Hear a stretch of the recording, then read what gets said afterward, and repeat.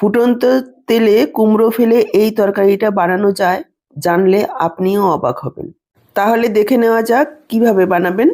নমস্কার বন্ধুরা, আহারে বাহার রান্নাঘরে আপনাদের সবাইকে অনেক অনেক স্বাগত জানিয়ে শুরু করছি আজকের এই কুমড়োর রেসিপি। কুমড়োর রেসিপিটা তৈরি আমি এখানে এক টুকরো কুমড়ো নিয়েছি, ওয়েট 300 গ্রাম। কুমড়োটাকে এভাবে পাতলা পাতলা করে কেটে নিচ্ছি। মাঝখানের বীজটাকে কেটে বাদ দিয়ে দিয়েছি। তারপর উপরের খোসাটাকে আমি ছাড়িয়ে নিয়েছি। যেহেতু পাকা কুমড়ো, উপরের খোসাটা খুবই শক্ত হয়, সেজন্য উপরের খোসাটা ফেলে দিয়েছি। তারপর এভাবে পাতলা পাতলা করে কেটে নিচ্ছি। আপনাদের কাছে যদি কাঁচা কুমড়ো থাকে তাহলে উপরের খোসাটা না ফেললেও চলবে। আর কুমড়োটা একটু ভালো কালার আর একটু পাকা দেখেই কিনবেন, তাহলে রান্নাটা করতে সুবিধে হবে। দেখুন আমি এখানে বসিয়ে দিয়েছি ফ্রাইং প্যান, তার মধ্যে কুমড়োগুলো দিয়ে দিচ্ছি। কুমড়োগুলি দেওয়ার পর দিয়ে দিচ্ছি হাফ কাপ পরিমাণ জল। খুব বেশি পরিমাণে জল দেব না, কুমড়োগুলোকে সেদ্ধ করে নেব। যতটা সেদ্ধ হতে জলের প্রয়োজন ততটাই দেব। জলটা সেদ্ধ করার পর ফেলবো না, একেবারে শুকিয়ে নেব। এবার ঢাকা দিয়ে কুমড়োটাকে 5-6 মিনিট সময় নিয়ে মিডিয়াম ফ্লেমে সেদ্ধ হতে দেব। দেখুন 5-6 মিনিট হয়ে গেছে। এবার কুমড়োটা খুব সুন্দরভাবে সেদ্ধ হয়ে গেছে, একেবারে নরম হয়ে গেছে। এবার এই জলটাকে শুকিয়ে নেব নাড়াচাড়া করে।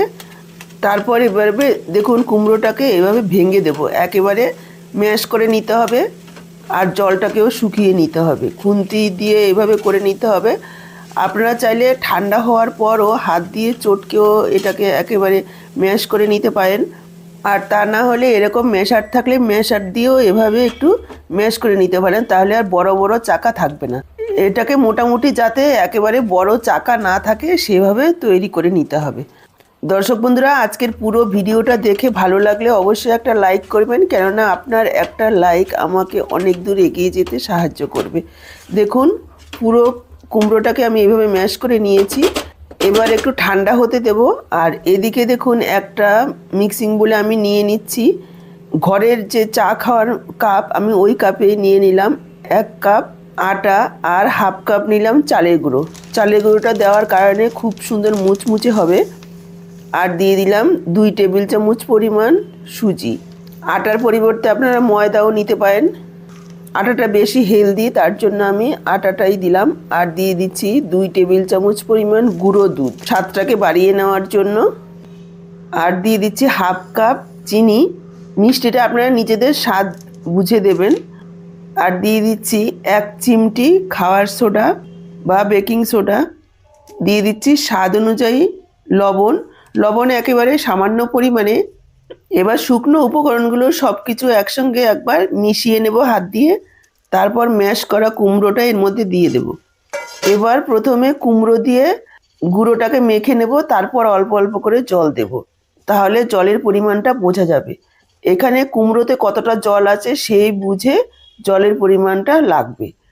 দেখুন আমি প্রথমে মেখে নিয়েছি, এবার অল্প অল্প করে জল দেব। এই যে ছোট 1 কাপ জল নিয়েছি আর এভাবে অল্প অল্প করে দিচ্ছি। কুমড়োকে যতই অবহেলা করা হোক না কেন, কুমড়ো আমাদের শরীরের জন্য খুবই ভালো। এর মধ্যে একটু ক্যালোরি নেই কার্বোহাইড্রেট। আর তাই কুমড়ো আমাদের শরীরের জন্য ভালো। কুমড়ো খেলে শরীরে মেদও জমে না, একাধিক শারীরিক সমস্যা থেকেও দূরে থাকা যায়। কুমড়োর ছক্কা থেকে শুরু করে পাতুরি সব কিছুই যেমন ভালো, সেরকম গরম ভাতে কুমড়ো আলু সেদ্ধ খেতে ভীষণই ভালো লাগে। ছোট থেকে যখন বাচ্চারা খাবার খেতে শেখে তখন এই কুমড়োই থাকে পাতে। দেখুন আমি কুমড়োটাকে এভাবে মেখে নিয়েছি, ডোটাকে তৈরি করে নিয়েছি। আমার মনে হয় আরও একটু সামান্য পরিমাণে জল লাগবে। 1 কাপ জল আমি দিয়ে দিয়েছি, তারপর আরও 2 চা চামচ পরিমাণ জল দিয়ে ডোটাকে একেবারে পারফেক্ট তৈরি করে নিলাম।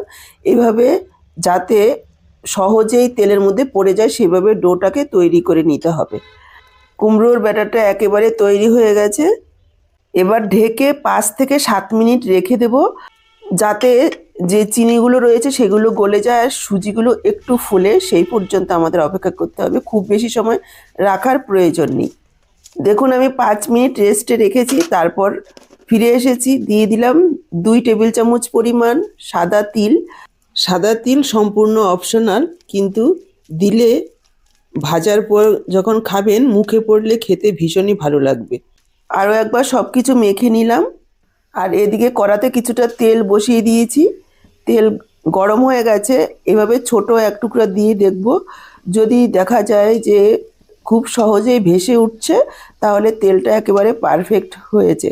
এবার এবার এটা দিয়ে দেব, আর তারপর বড়াগুলো এভাবে ফুলের মতন করে ভেজে নেব। বাজারে অনেক রকম কুমড়ো পাওয়া যায়। কুমড়ো যত বেশি বাঁকা আর ভেতরে যত লাল হবে, তত সেই কুমড়োটা খেতে ভালো হয়। দেখুন বড়াগুলো দেওয়ার সাথে সাথে কতটা সুন্দর ফুলে উঠেছে। এবার 1 মিনিট মতন একটু অপেক্ষা করেছি, তারপর এভাবে উল্টে দিচ্ছি। গ্যাসের ফ্লেমটাকে হাইতে রেখে তেলটাকে গরম করে নিতে হবে, তারপর মিডিয়াম ফ্লেমে রেখে এভাবে উল্টে পাল্টে ভেজে নিতে হবে। খেতে ভীষণই ভালো হয়। একবার এইভাবে বানিয়ে খেয়ে দেখবেন, কাউকে খাওয়ালে সেই বুঝতেই পারবে না যে আপনি এটা কি দিয়ে বানিয়েছেন। না বললে কেউ বুঝতেই পারবে না। ভাজা হতে মোটামুটি 2 থেকে 3 মিনিটের মধ্যে একটা ব্যাচ ভাজা হয়ে যায়। ভীষণই ফাঁপা আর মুচমুচে হয় খেতে, ভেতরে নরম উপরে মুচমুচে। দেখুন আমার প্রথম ব্যাচেরটা ভাজা হয়ে গেছে। এবার প্রথম ব্যাচেরটা যেভাবে ভেজেছি সবগুলো ঠিক একইভাবে ভেজে নেব। তালের বড়া তো খেয়েছেন, একবার এই কুমড়োর বড়া খেয়ে দেখুন।